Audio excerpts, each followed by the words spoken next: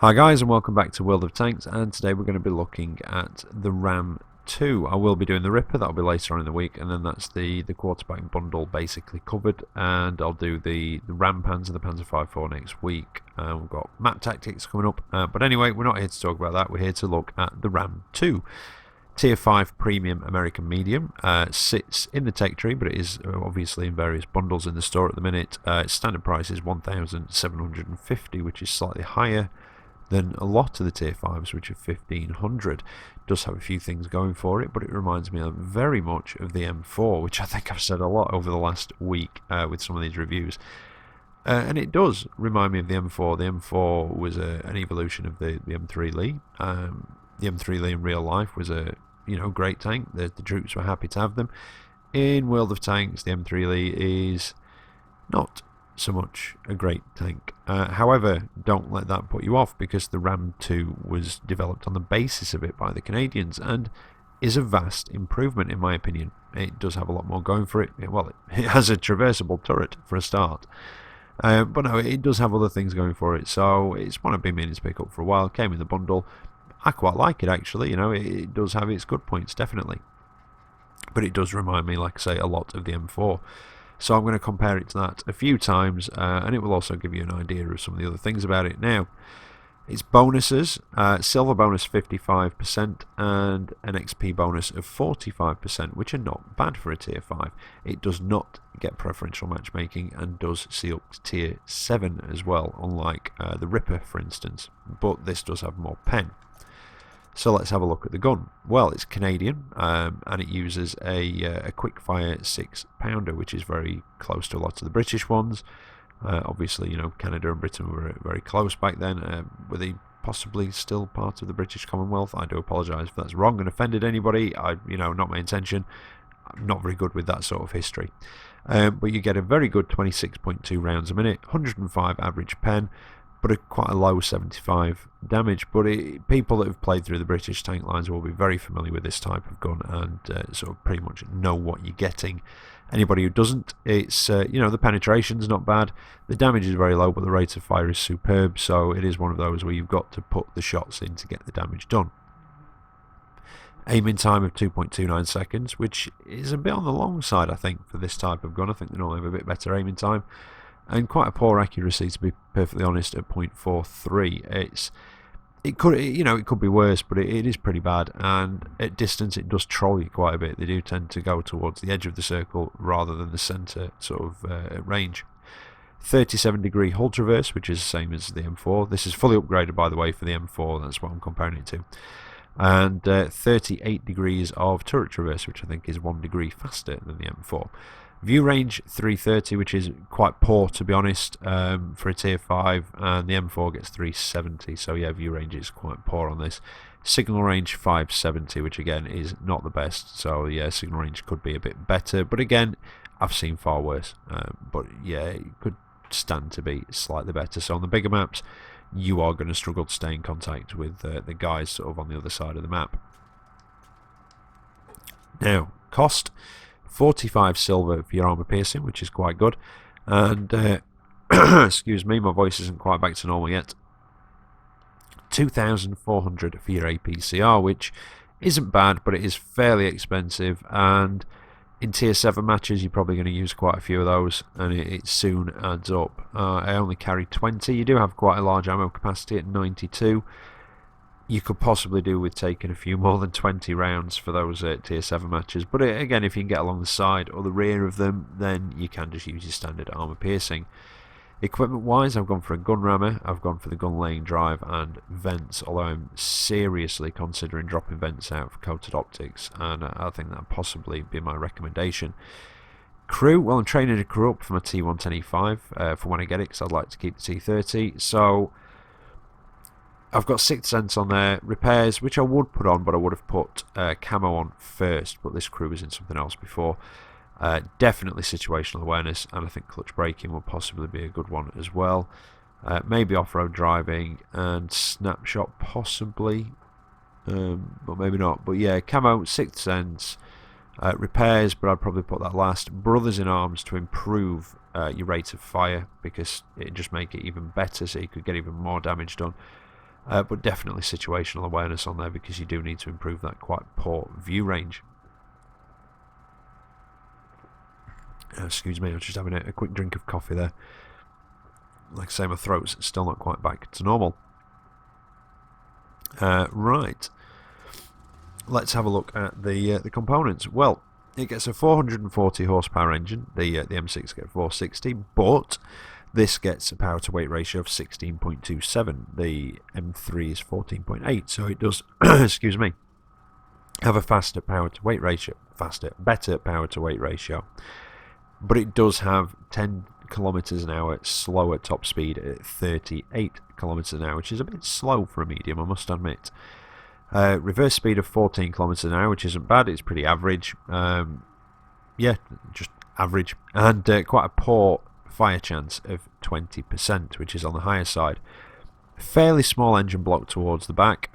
In fact, it's about the same size as the Easy 8, so it doesn't take up the whole of the back of the tank, but it does have components in the front which can be a bit of an issue at times. Concealment, I nearly always forget. 0.22 and 0.17, that's stationary and then moving. The M4, to give you a point of reference, is 0.23 stationary, 0.17 moving, so it is as near as damn it the same. The gun itself, you have 20 degrees of gun elevation, which is quite good, and 7.5 degrees of gun depression, which isn't bad, but it's not brilliant. 8's not bad, to be honest. 8 is alright, that's quite good. 7 is okay-ish. You know, anything less than that can be a bit of a pain in the arse sometimes. But yeah, 7.5, it's not bad. I think I'm being a bit overcritical because I know it's Canadian, but it's in the American tech tree, and a lot of them are sort of 10, some are 12, you know, and I think that might be why I'm being possibly a bit overcritical on the gun depression. But no, 7.5 is definitely workable. But do bear in mind that mini turret on the front, I think it's the mini turret, or it could be the driver's bump. Yeah, very technical there, the driver's bump. I think it's the mini turret does affect gun depression, so do be aware of that. Tracks are a good solid block with quite good terrain resistances, 1.03, 1.14, 1.71. Now from memory, so this might be slightly wrong, I think the M4s are 1, 1.1 and 1.7, so the terrain resistances are slightly worse, but again, it's not really going to make a great deal of difference between this and the M4. Did I say M1 before? But anyway, M4, that's what I'm on about. Turret, well, we've already covered the view range and the rotation speed. Radio is in the back of the turret. Ammunition blocks towards the back of the turret, and there's actually an access hatch on the side, on each side of the tank. And as we're looking at it, it's just to the right of that upper ammunition block. So the ammunition block is sort of just behind it on each side. So it's a good indication of where the ammo blocks are to actually try and damage those. The access hatches are not weak spots though. Crew members, you've got 5. You've got the driver under his little bump. You've got the well, I'm assuming he's possibly supposed to be the radio operator, but he would actually be the assistant driver / machine gunner in the mini turret. And then you've got the commander under his cupola, which is very small commander's cupola actually, which is a good thing about this. And you've got the loader and gunner in there as well. Now, armour-wise, the actual thicknesses: 76 on the front of the turret and hull, 76 on the side of the turret, 63 on the side of the hull, 51 on the rear of the turret, and 38 on the rear of the hull. So it does have better front and side armour than the M4 as well, even though it's still got that better power to weight ratio. And I think the front of the turret is the same as the stock Sherman, but I think when it's fully upgraded it's 64 all round. So the front and the sides of the turret armour are slightly better as well. But let's have a look at the actual figures. 1:20, which is it's the sort of underneath of the upper hull.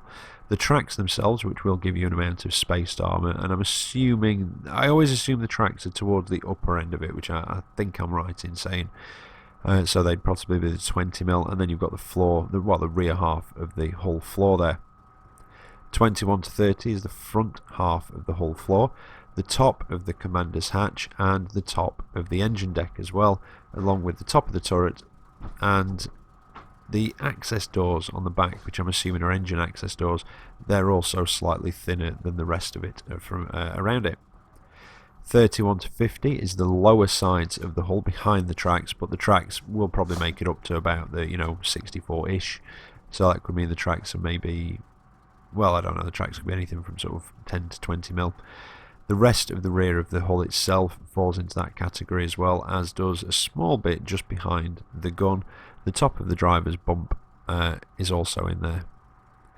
51 to 70. Now the lower glacis part, or the lower glacis arrangement on this, is thinner than the M4, I think it is, definitely than the EZA, although that is a tier higher.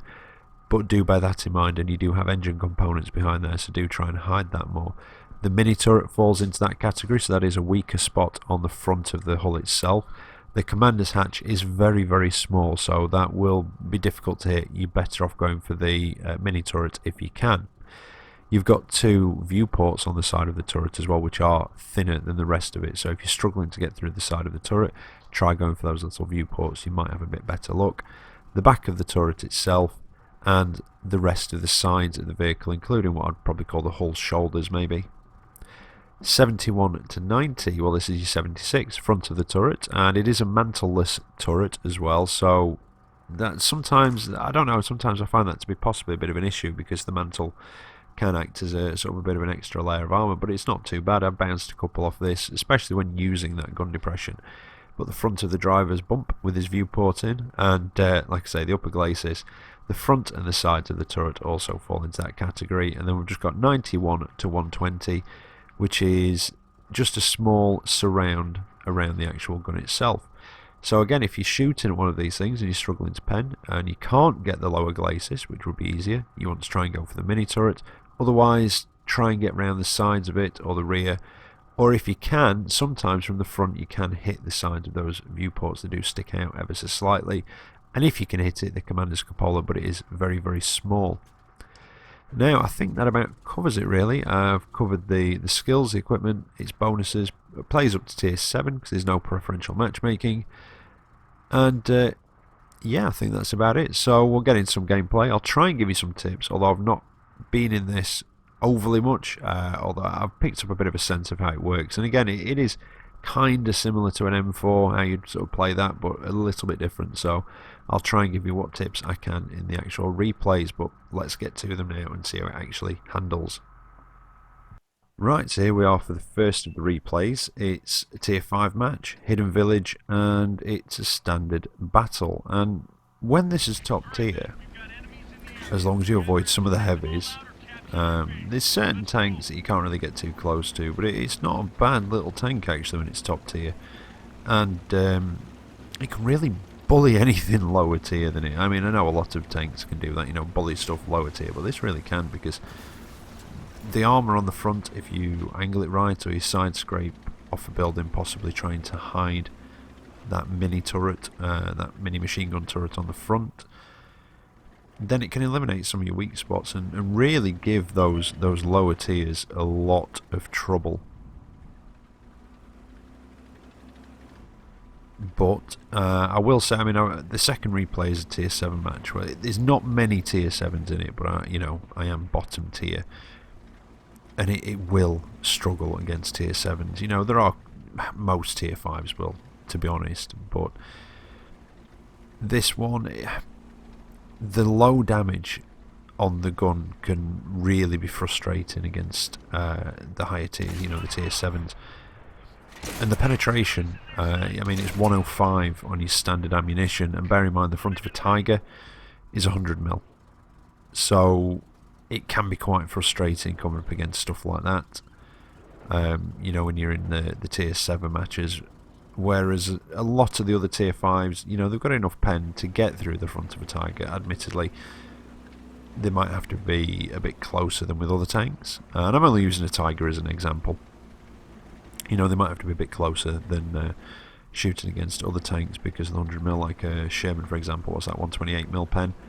So yeah, it can get through, but you'd have to be fairly close. Otherwise, obviously, your penetration drops off. And that's it. But with this, you've got 105, so you have to be either next to it, and then it's still 50-50, or you've got to switch to premium ammo. Now, I actually cut across to that corner because I thought the M108, M8A1, that's the one. I thought that was actually going to, the way it sort of moved, I thought he was going to try and come round on my flank, which is why I moved across there, but caught that light tank instead. And that's when the M8A1 and the Blitzen popped out, basically on the corner where I was sat.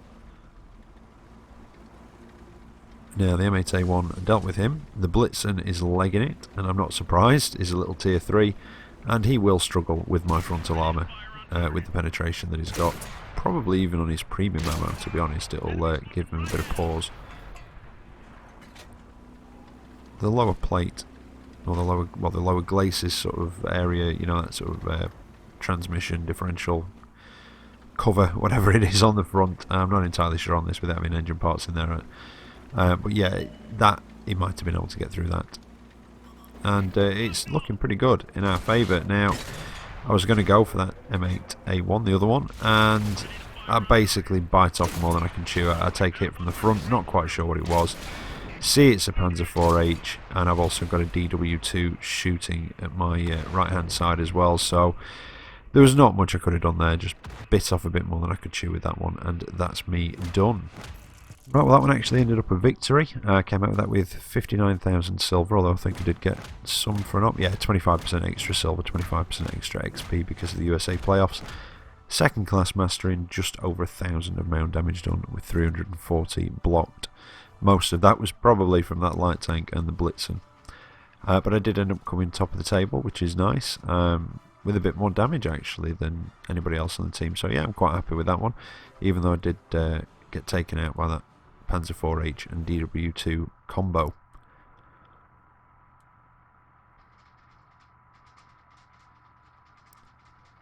Right, here we are for the second of the match, and like I said before, it is a tier 7 match. So I am bottom tier in this one. It's Swamp, and it's a standard battle. Now, as with a lot of other tier 5s, you're going to have to play it more cautiously. You've got, like I say, you've got better armour frontally in places than an M4, and that is probably the closest comparison that I can give you with this. Although, having said that, there is it the British Sherman 3? I think that might get a variation of this gun, or one very, very similar. So anybody that's sort of been down that line towards the Firefly in the British line will have probably been, well, they will have been through the Sherman 3 and will probably have used a gun very similar to this one, so you'll have an idea of what you're getting. And I know there's a lot of people out there that find the high rate of fire, low damage guns quite frustrating, and to be honest, I don't mind them on certain tanks. They're not my favourite, because the downside to this type of gun is that to get that damage done, you've really got to sort of, stay out there and, keep putting the shots out. It's not like you can pop out, put a big hit into them and then back off into cover. You've got to leave yourself exposed, put in the shots out to get that damage done, and that can be the frustrating thing. You've got to expose your tank more than others would to do the same amount of damage, which obviously gives the enemy tanks more opportunity to shoot back at you. Now, I've got the Commander's Cupola on the Panzer IV-H. I can see that because it is big on those. It's the same on any of the tanks that use that turret, really, or a similar turret like the Panzer IV-H, the Panzer V-4.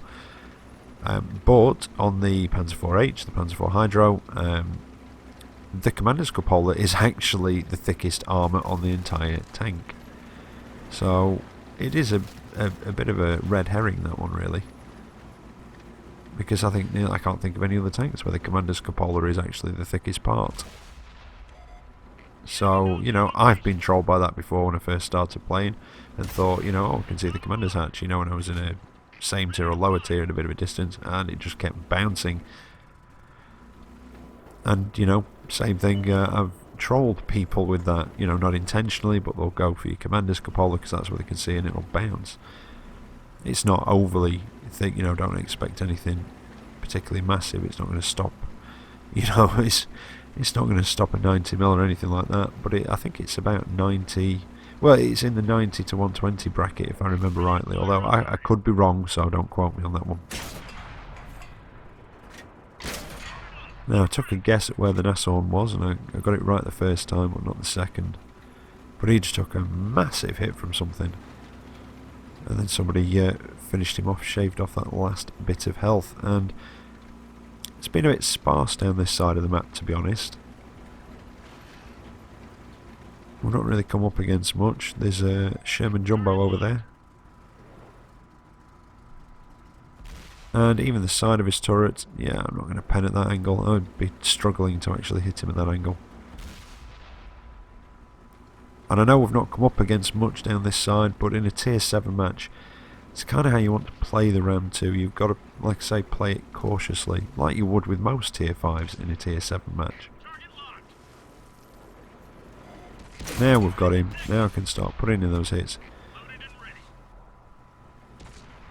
But as you can see, and I know I've said this before, and you know, it is difficult to get the damage done. You've got to put out a lot of shots with a gun like this, and that is the main downside. You know, rate of fire's fantastic. The penetrations, well, could be better, but you know, it's not bad.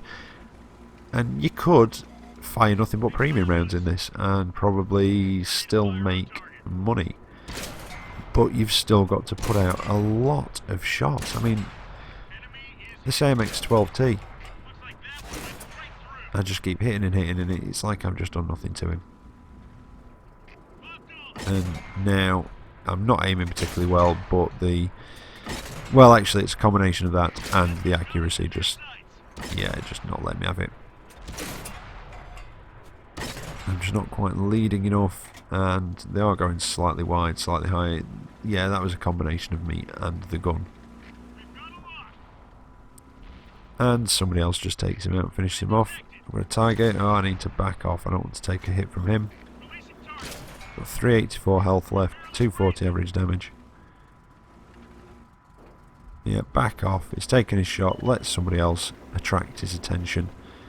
And I'm going to try and get into a better position to put some shots in. Oh! That was a cheeky one.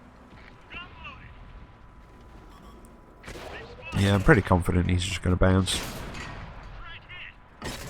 And indeed he is. It looks like from where he's aiming he was actually going for that mini turret. But it is, you know, it's a fairly small target. It's not massive, so at a bit of range it is difficult to hit anyway. So if you are at a bit of range and you're just struggling to get through the upper glacis, or the driver's bump, as I keep calling it, instead of trying to hit that mini turret, which is small, just go for the lower glacis. It is thinner than the upper.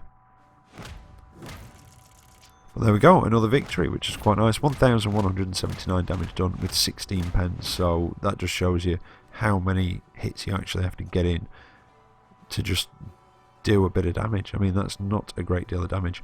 Although I did come out to it with nearly 80,000, but again, I did get extra from the ops, and that put me in 3rd place, which, to be honest, I was quite happy with that. But out of 33 shots fired, only 19 hit, and out of those, 16 penned. But there you go, the Ram 2, and that's it. That's it for this video. I hope you've enjoyed it. I hope it's informed you and maybe helped you if you're struggling with it a bit. But as always, take care out there, and I will catch you next time. See you later.